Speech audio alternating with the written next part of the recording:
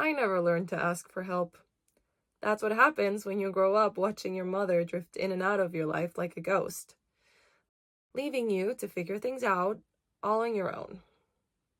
By age 12, I was cooking my own meals, doing my own laundry, and learning that the only person I could truly count on was myself. You know those kids who had their mothers braid their hair before school? I was the one standing in front of the bathroom mirror, fingers tangled in my own dark strands, teaching myself through trial and error. The first few attempts looked like bird's nests, but I kept at it until I got it right. That's just who I am. I figure it out. I make it work. It shaped me into someone who never sits around waiting for rescue. When life throws a curveball, and trust me, it's thrown plenty, I square my shoulders and face it head on. Sometimes I catch myself doing the same things with Tommy, my 8-year-old, being too independent, trying to shoulder everything alone. But then I look at his face, so open and trusting, and I remind myself that being strong doesn't necessarily mean being isolated. The irony isn't lost on me that I'm now avoiding my own mother in that nursing home across town. 2 years of excuses, too busy, too tired, too something. Maybe I'm more like her than I want to admit, but in a different way. She ran from responsibility. I run towards it, until I'm drowning on it. Between working overtime at my job, making sure Tommy gets to school on time with a packed lunch, and keeping our small apartment from falling into chaos, I'm constantly moving. People tell me to slow down, to accept help, to take a break. They don't understand that stopping feels like falling. When you've spent your whole life being your own safety net, letting go of those ropes feels impossible. But sometimes, late at night, when Tommy's asleep and the dishes are done, I sit on our worn couch, and I wonder if all this independence came at a price. Maybe, just maybe, I've built my walls so high that I've forgotten how to let anyone else in. The dashboard clock was blurring, 11:47 p.m., my third late shift this week, and the gentle patter of rain against the windshield wasn't helping my heavy eyelids. Cadman's voice echoed in my head from our earlier phone conversation. "Let me pick you up, Elena. You're exhausted." But I'd brush her off with my usual, "I've got this." The street lights were creating halos through the wet glass, and I kept adjusting the wipers, trying to find the right speed for this in-between rain, not quite a drizzle, not quite a downpour. My hands were gripping the steering wheel too tight, knuckles white with tension. The coffee I'd grabbed at the start of my shift had worn off hours ago. My head nodded forward. Just for a split second, I jerked it back up, blasting the AC and sitting up straighter. The cold air hit my face, but it wasn't enough to chase away the fog settling in my brain. The yellow lights on the road were becoming hypnotic, drawing my attention in a way that made everything else fade. Another microsleep. This time, when my eyes snapped open, bright headlights were filling my vision. An oncoming car had drifted slightly into my lane. Pure instinct took over. I yanked the wheel hard to the right. Too hard. The car wasn't responding like it should. Instead of correcting, I felt the sickening sensation of the tires losing their grip on the wet asphalt. Everything slowed down and sped up all at the same time. The steering wheel was useless in my hands as the car began to slide sideways. I was fighting against physics, against the rain, against my own exhaustion. The world outside became a blur of wet darkness and scattered light. There was a moment of weightlessness as the car left the road. Then the violent jolts as we hit the ditch. The seatbelt caught me hard across the chest, knocking the wind from my lungs. Metal groaned, glass cracked. The airbag exploded in my face in a burst of white powder and force. Through the ringing in my ears, I could hear the engine making unhealthy sounds. And somewhere in the back of my mind, I was already calculating how much this was gonna cost. Money I didn't have, time I couldn't spare. The pain vanished first. One moment, I was crushed against the airbag. ribs screaming, head throbbing. The next, nothing. Just peace. The kind of peace you feel right before falling asleep, but deeper, more complete. I was floating, watching my crumpled car below through the falling rain, except I wasn't getting wet anymore. The cold that had been seeping into my bones was gone, replaced by a warmth that spread through my entire being. My mind was crystal clear, sharper than it had been in years. No more fog of exhaustion, no more weight of endless responsibilities. The scene below looked almost artistic from up here. My silver Honda wrapped around the tree, steam rising from the hood, mixing with the rain and ghostly swirls. The headlights were still on, cutting through the darkness and creating long shadows in the mist. It was strange, seeing my own body slumped over the steering wheel, yet feeling so detached from it. Red and blue lights were starting to flash in the distance, their colors reflecting off the wet road surface. The sound of sirens reached me, but they seemed muffled, like I was hearing them through water. I could make out the faint voices of people shouting, their words indistinct, but their urgency clear. Time didn't seem to work the same way up here. I wasn't sure if seconds or hours were passing. The rain continued falling, but I could see each individual drop now, their paths creating beautiful patterns in the emergency lights.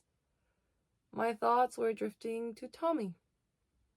But surprisingly, there was no panic about leaving him.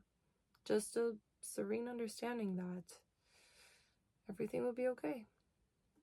A warmth was building around me.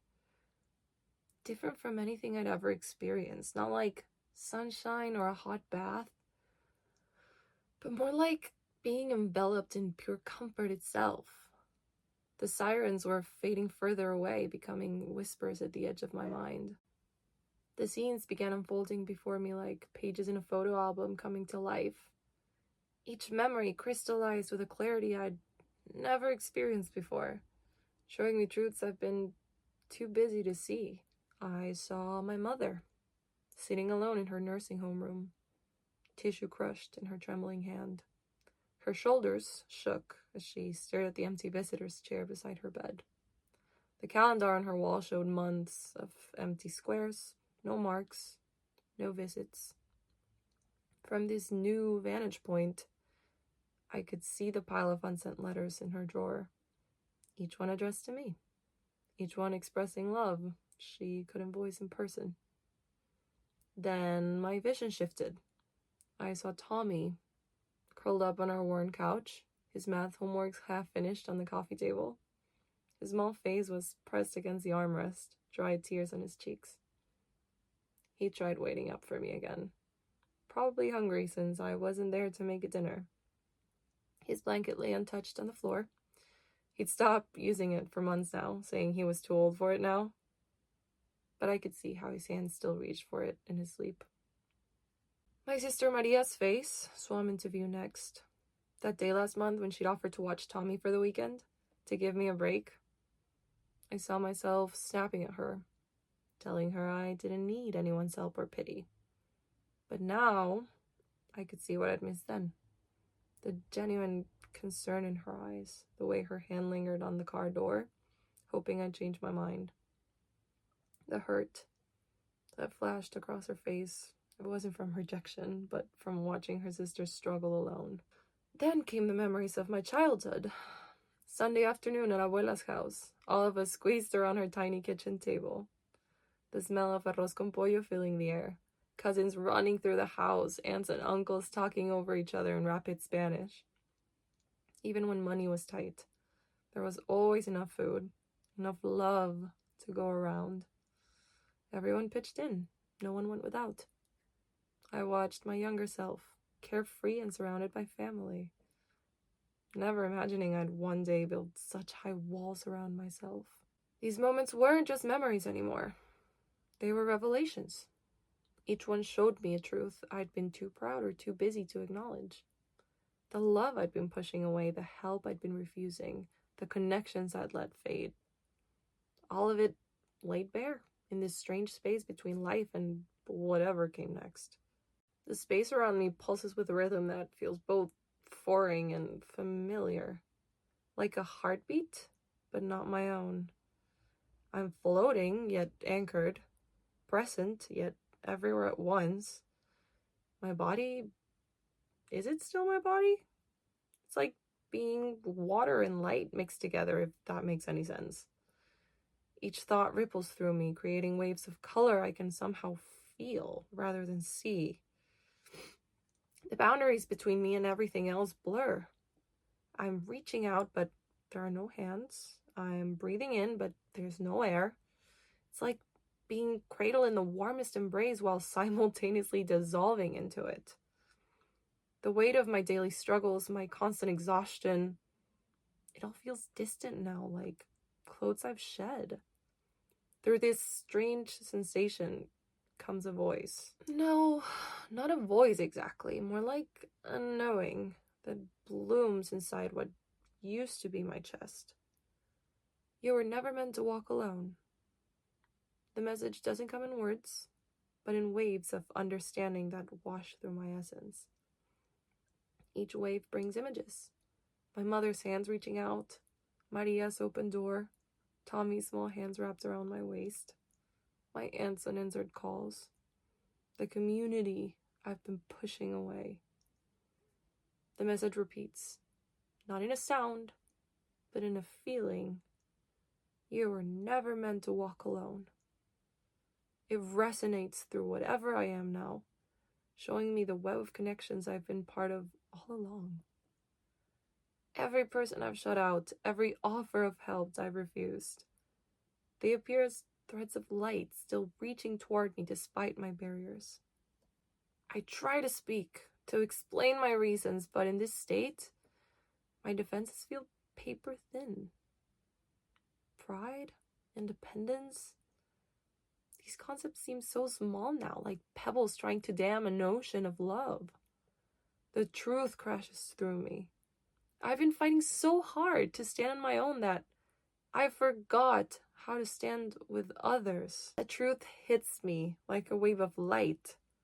I've been so wrong, so stubborn.